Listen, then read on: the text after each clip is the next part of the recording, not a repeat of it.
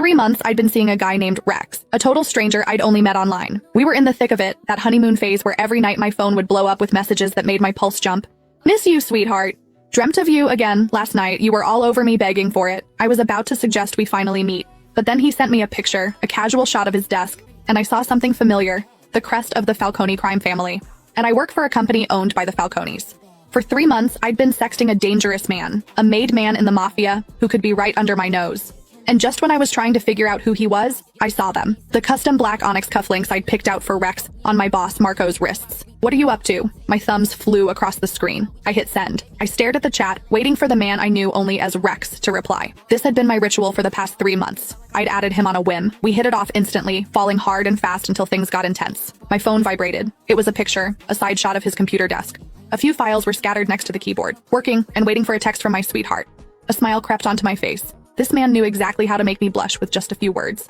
Maybe it was time to take this offline to finally meet in person. But as I was about to type my reply, my fingers froze. Bottom right of the photo on the corner of a folder was a sliver of a metal pin, a falcon with its wings spread, the Falcone family crest, the same mafia that owned the company I worked for. My online boyfriend was one of them. I stared at the screen for a full 10 minutes, my mind blank. My thumbs hovered over the keyboard. Babe, what do you actually do? Are you with the Falcones? I typed the words, then deleted them, over and over. I didn't know what to say. If I asked, he'd ask right back.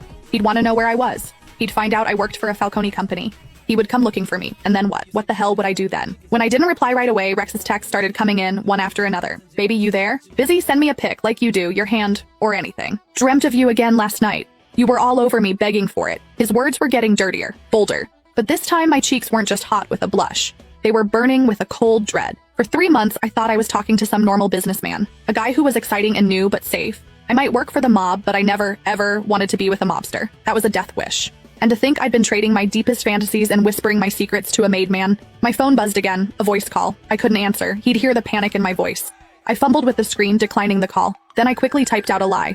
In a meeting, honey. Talk later. He seemed to buy it. A moment later, he replied, waiting for you. I closed the chat and took a deep, shaky breath.